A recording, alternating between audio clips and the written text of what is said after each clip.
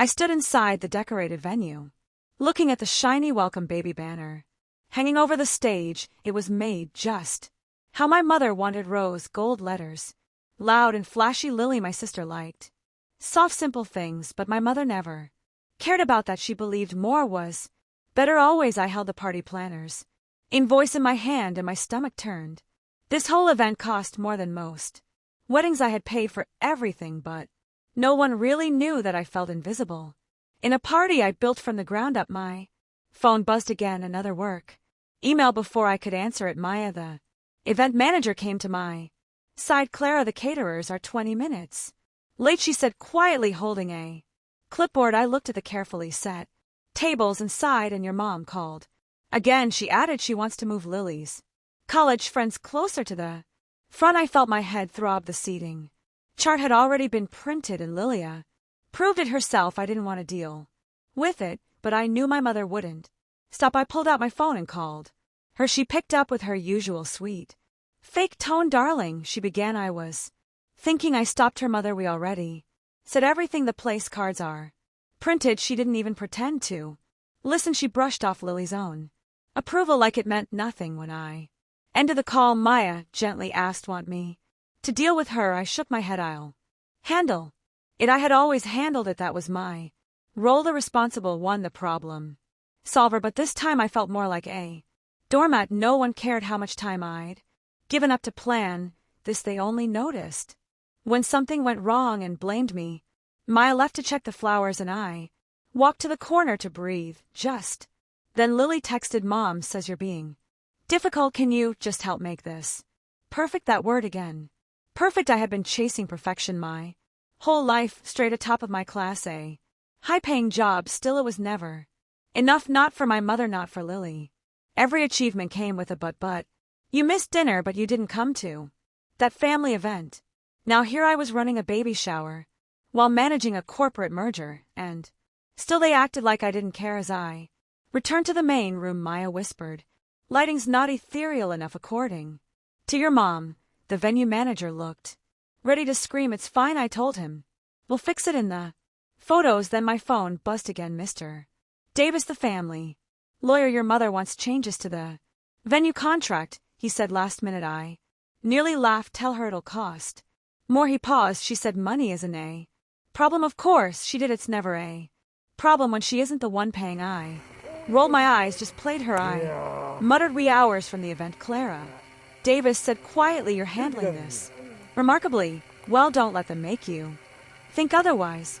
I didn't know what to say. I hung up and looked around. Staff were placing crystal centerpieces I'd chosen weeks ago. Each detail had been approved, then changed by my mother. Behind my back I felt the same familiar pain, like the one from childhood. Piano recital, debate wins, and degrees. She never praised. Maya appeared again, watching me closely. You okay? She asked. I'm fine, I lied, just tired.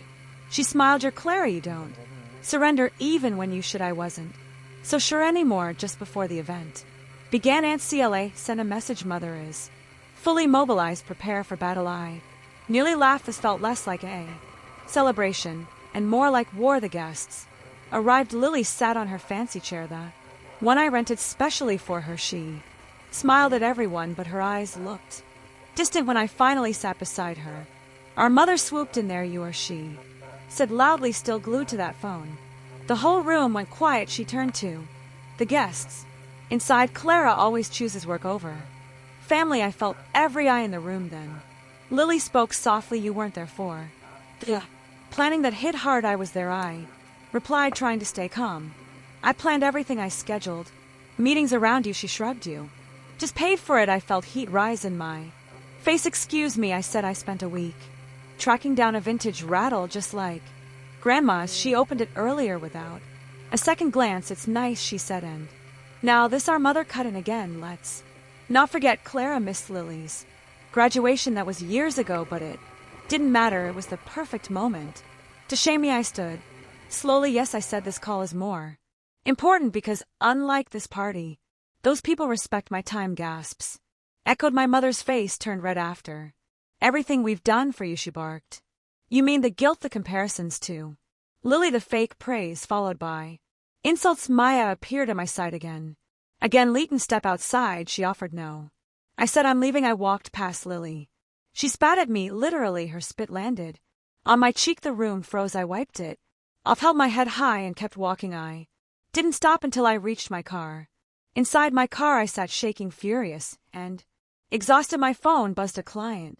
Emergency, but instead of stress I felt clarity. I called Davis. Activate Plan B. I said all of it. Are you sure? He asked.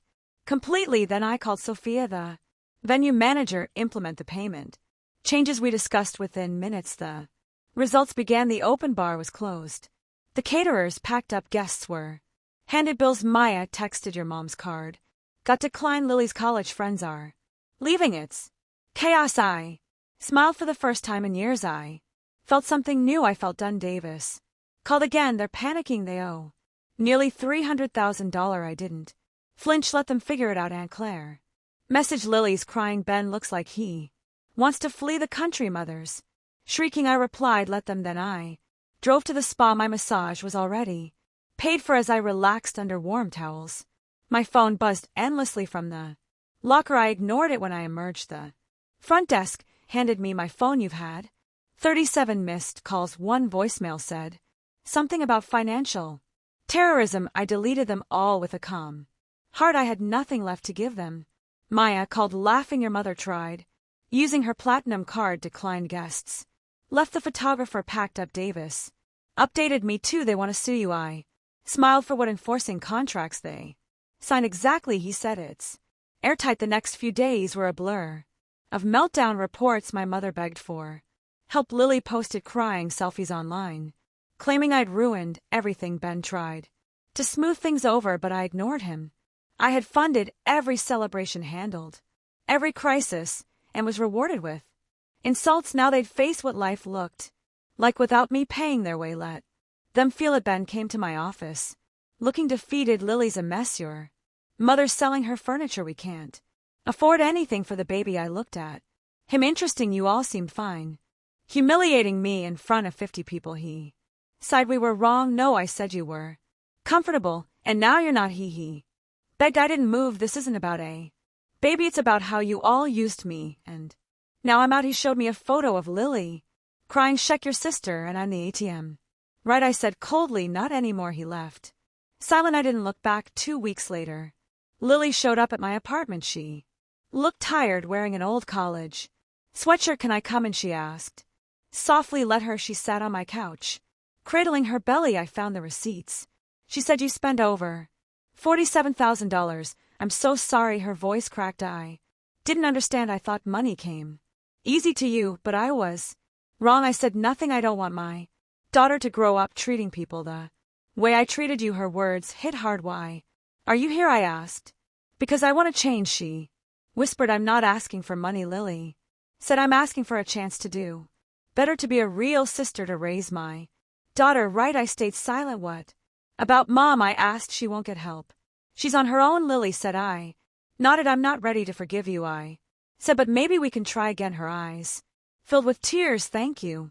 I didn't say anything else, but as she left, I whispered, the silver rattle is still in my closet. A week later, I held baby Margaret in my arms. Her tiny hand gripped the rattle tightly. She hasn't cried once, Lily said from her hospital bed. That rattle is magic. I looked at the baby, so small, so new. Maybe this could be a fresh start. Outside, our mother waited in the lobby, still refusing therapy, still blaming me. She could be in here, I said, but she chose not to change. Lily nodded. She won't know. I agree, but we did. Margaret stirred, and I rocked her gently. I wasn't just the one who paid for things anymore.